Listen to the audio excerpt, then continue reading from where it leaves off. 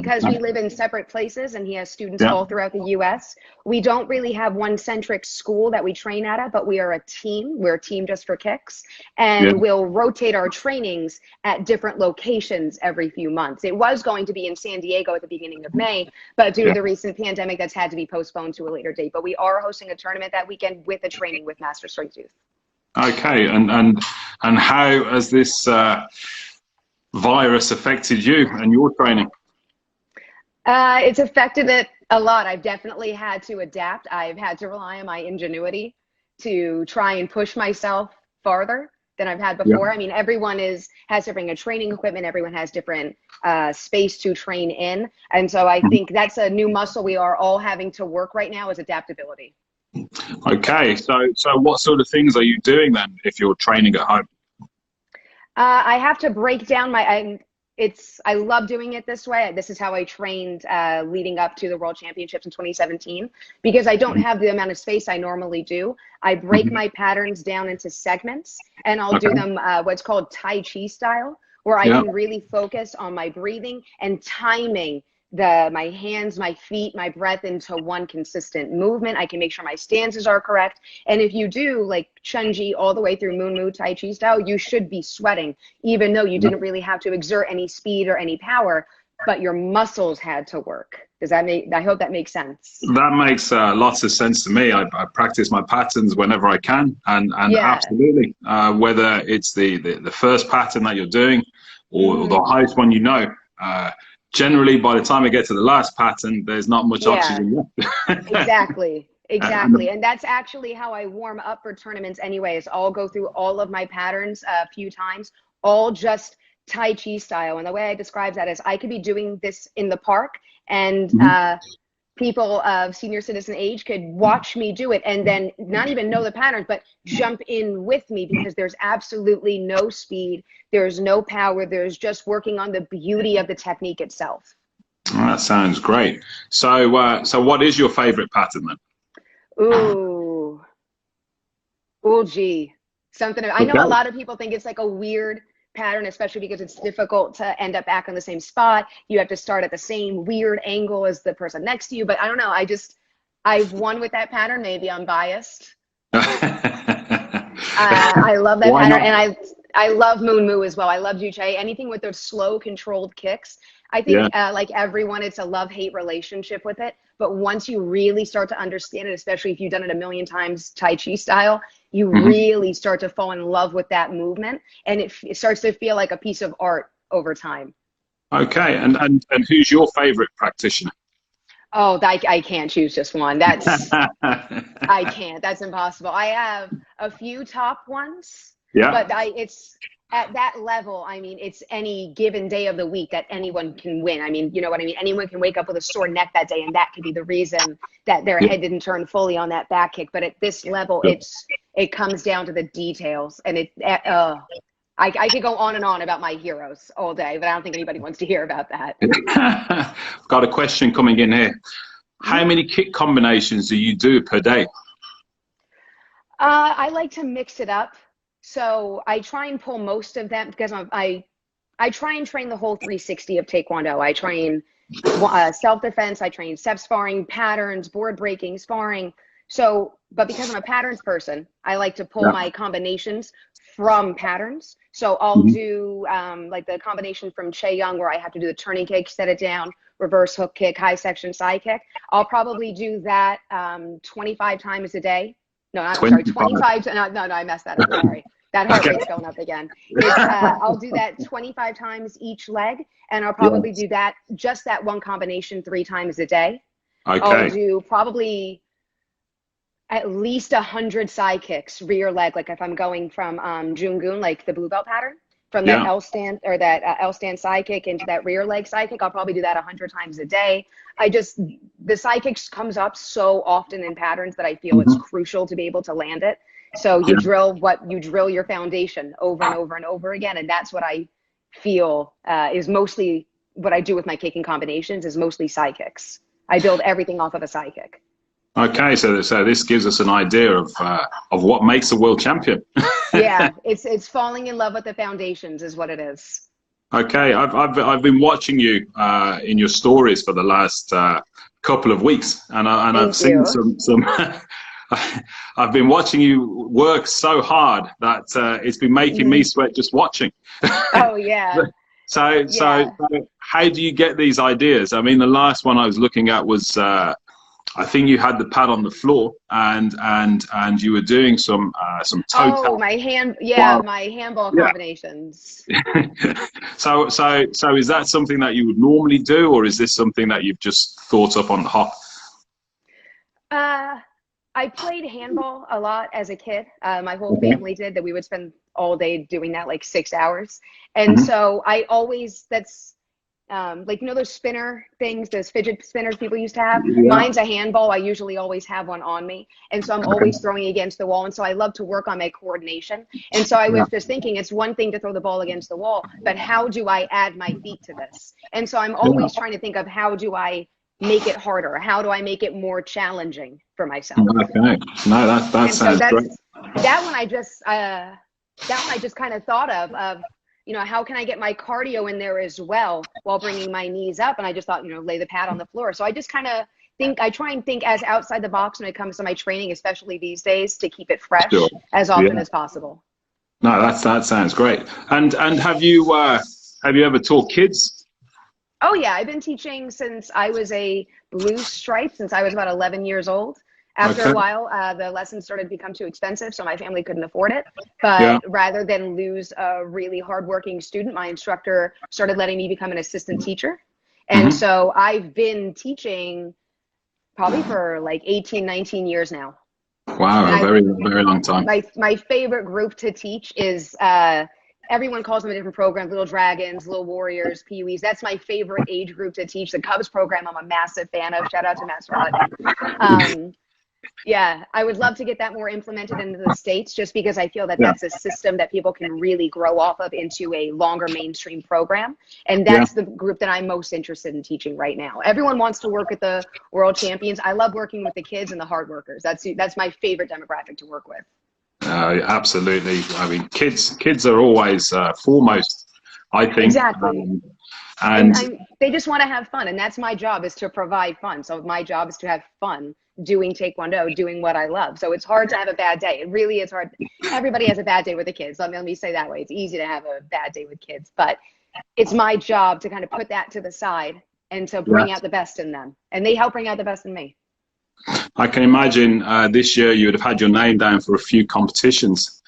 Quite a few. Yeah. My next one, I was trying to make it to the Holland Cup in May, Yeah. hosted Yeah. by Tim Cool. I've been going to that one since 2018. I wasn't able to make it last year, but I was trying to make up for it and going this year. I was trying to go to the US Open. I was going to go to the ITF World Cup. Hopefully that's still going on. We haven't heard anything about that, so I'm confident it's still going on, but knock on wood. So on average, how many competitions do you think you would do in any given year?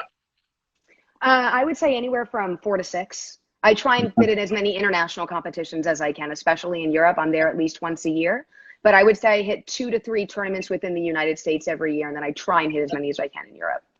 Okay, that sounds great. So if Ah, what was I going to say then? It just went out of my mind. Let's give me a second, and it will come no back. worries. Um, it will come back to me. But yes, there was something that I needed you to do because we're trying to get people to take on a challenge when we do these interviews, Yeah. and I'd love for you to set a challenge. But Okay. before we do that, is there any chance we could get you to demonstrate a technique from Ooh. one of your favorite patterns? From one of my, I'll do Moon Moo. I'll do that one. That Okay, one's one of my favorites. Let me move this out superb. of the way and just adjust this. All right, let me know if you can't see me. I'm trying to get my feet in here as well. So my favorite part of Moon Moo, let me turn on the light. Yeah, fantastic. I'll move a little closer until I have to actually do it.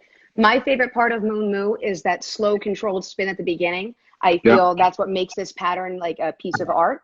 And so I'm Hmm. going to walk through how I do that. So Okay. from here, after the straight fingertip thrust, the trick is on the base foot, as you bring your hands in, you're Hmm. prepping this foot ahead of time, not fully off the ground, just about an inch or two off the ground, just to get you moving. And as you pull in your hands, you rotate and you lift this kicking foot up just enough to get you off the floor. Just this motion. Okay. And then we lift off. My hands come up. My knee is relaxed. My base foot is pointing in the opposite direction the whole time. I don't finish the kick until my heel is all the way back to my butt. So all at once, it's... Then from here, my foot never stops moving. As you can see, I never stop moving, and I make a circular motion on the ground into my next technique. So an object in motion has to stay in motion. I feel that's what's great about ITF Taekwondo. Yes. Is that almost everything we do is based off of science and physics. So Isaac Newton said it best. I think, I'm not a physicist. I'm not my field. But an object in motion stays in motion. An object at rest stays at rest. So once you start that motion in Mumu, once you start that slow motion kick, it cannot stop. That's what interrupts the beauty of the technique. And so by prepping those little details ahead of time, like prepping that base foot, keeping that kicking leg just slightly relaxed, slightly bent, and breathing out the whole time, so it keeps your rhythm, everything in motion at the same time. Don't stop that foot, and then the next technique. That's how I find that people can encapsulate the beauty the most, is focusing on those nitty gritty details. There's this expression, the devil's in the details, and that's especially true in patterns. You sound like my instructor. Oh, really? Great minds think alike. I love to meet him. Next time I'm there. Now I remember the question I was going to ask you. It's come back to me. So when you go to a competition, who's your most feared competitor? Who do I fear the most? Yes. Everyone. I am a nervous wreck at a competition. Trust me, because I think we discussed this a little bit earlier privately. I'm the biggest fangirl. I freak out when I'm at a competition because I see, oh my God, I see Mark Trotter, I see Katja Solveig, I see Master Suska, I see Lillian Goulet, I see these amazing, Sylvia Farrago, I see these amazing, incredible people. And then I'm like, what am I doing here? I get so starstruck where my confidence goes up and down. And I think everyone can relate to that on a certain level. But then there's just something about once your feet hit that mat, it's just like, I'm home.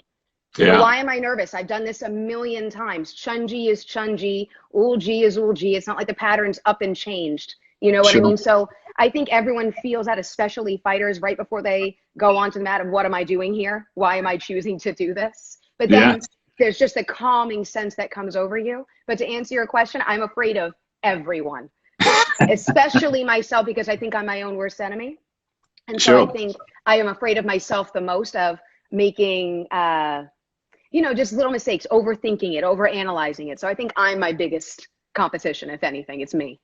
Yes, yeah. I mean, have you ever been in the situation where you've forgotten a pattern during competition? Yeah. Funny story.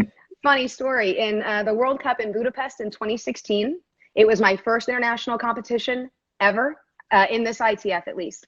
And I was shaking going into the ring. Maybe I'll put up a video later if I feel brave enough. You can see me shaking as I'm going up into the ring, and I'm going up against a former world medalist from Canada as first round. And I'm like, great, that's great for my confidence. And so I go in and I do Kwanghae and I win. It's a good pattern of mine, and I won. And I went from 0 to 60 of like, good luck, everybody else. You're all competing for second. And so my confidence, exactly. And then what did I do the very next round, but the wrong pattern that was on the screen?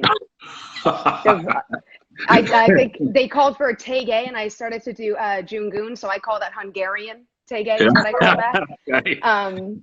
And so I went from feeling absolutely on top of the world to what did this was all me. And that's what I mean. I'm my biggest enemy. I'm my biggest competition, because it's so hard to control the nerves and the emotion. But then the very next year, the next competition internationally was the 2017 World Championships, and I won. Okay, so well recovered. Exactly. So it was more of a matter of that, not that I needed to work on my techniques or my patterns. I needed to work on my mindset. Sure. And I think that's going to be, especially given the challenges here with, you know, a lack of training space, lack of competition, social distancing. We can't meet up with the people that we normally train with. We have to find other ways to, you know, get over that fear. You know what I mean? I think visualization helps too. Yeah. What would be your tips if as a established martial artist, what would be your tips to cope with the present situation that we're in? I try my best to live by the tenets of Taekwondo. I know, as lame as that sounds, but I mean, we are here to try and build a more peaceful world.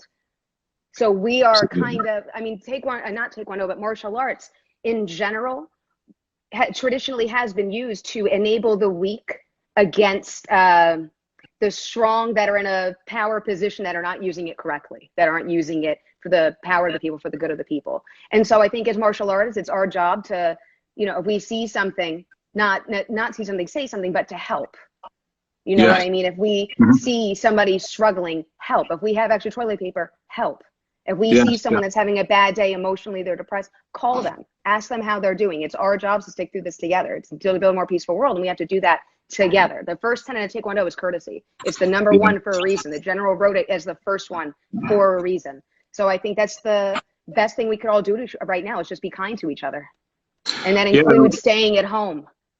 Absolutely. Well, that's part of this this initiative is to get people talking. Yeah, exactly.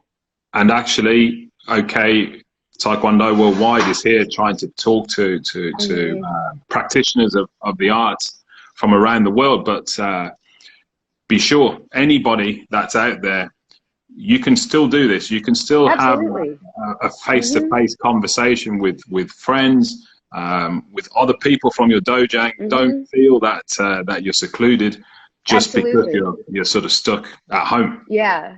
I mean, there's Taekwondo classes being held virtually online all over the world right now. And I'm sure if people were to just hit up those instructors and say, hey, I would love to partake in your class tonight, no one's going to say no. I've been taking classes. I mean, I'm trying to stay positive throughout all this. I'm taking classes all throughout the world that I haven't had the opportunity to train at before. So I can train in with, you know, my QTC crew from Queens Taekwondo in the evening. And then the next day I can be training with a class in a different country. And we didn't really have that opportunity before. So I think now is a great time to start connecting with people and start talking. So with that in mind, do you think the face of Taekwondo will change slightly when we come back from this virus and we're allowed to get back out into the dojos? I do. I think people are going to take more emphasis, maybe putting out virtual lessons online, more of a, setting up more of a virtual library for people to download content. Because I think, I mean, I am putting up more training videos this week for people to try and emulate, to try and, you know, make themselves better. And I think that's going to be a growing trend of, you know, not giving away information, but, you know, sharing information, sharing what's going to make people better.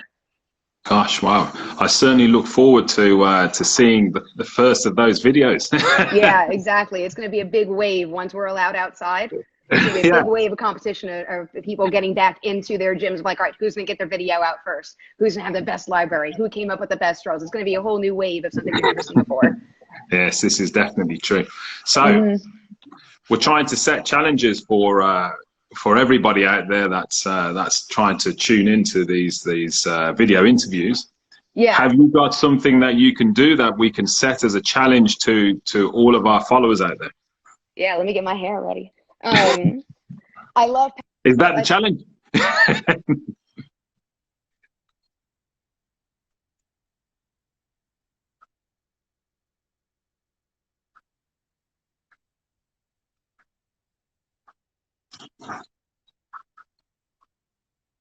Yeah, I think we've lost sound for a second here. That's it. Yeah, you're back on. Okay, I'm so sorry about that. I'm so sorry about that. I had a phone call. I ignored it. You're my priority. I'm so sorry. That's okay. Back to the drill. So I was saying I love tolls. I love patterns. Those are my thing. But I like to train in everything in Taekwondo. I love to spar. I don't do it competitively anymore because of a medical condition. But a lot of the drills that I do are sparring based because I need a break from patterns occasionally. So one of my favorite techniques is jumping back kick. I don't want to butcher it in Korean. I don't want to get hate mail in the inbox saying, learn the language, so I'm not even going to try. So we call it a jumping back kick.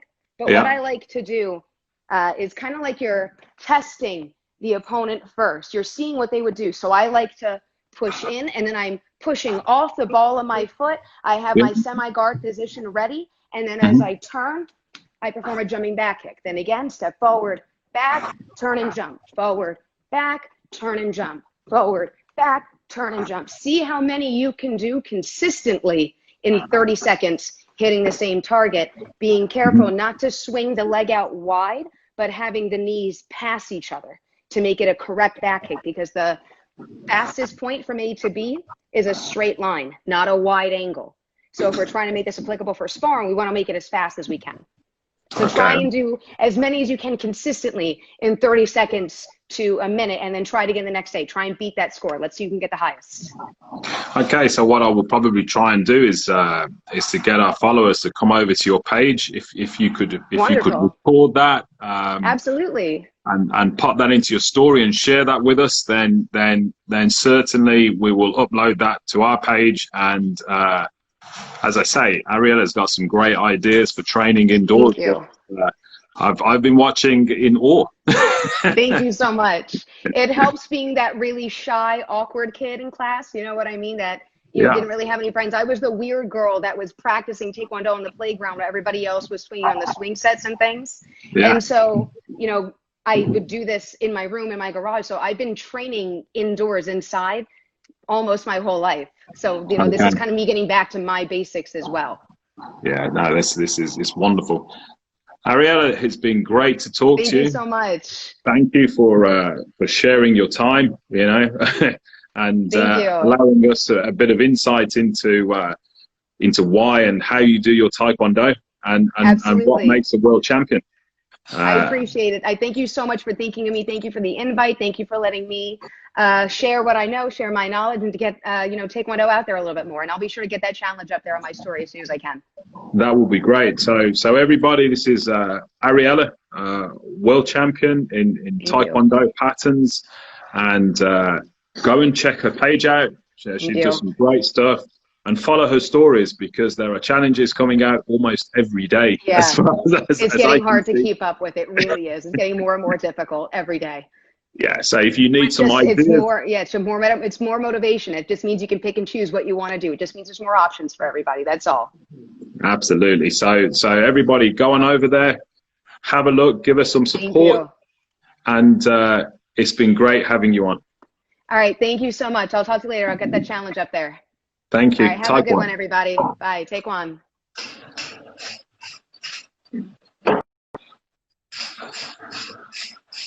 Okay, so that was Ariella there.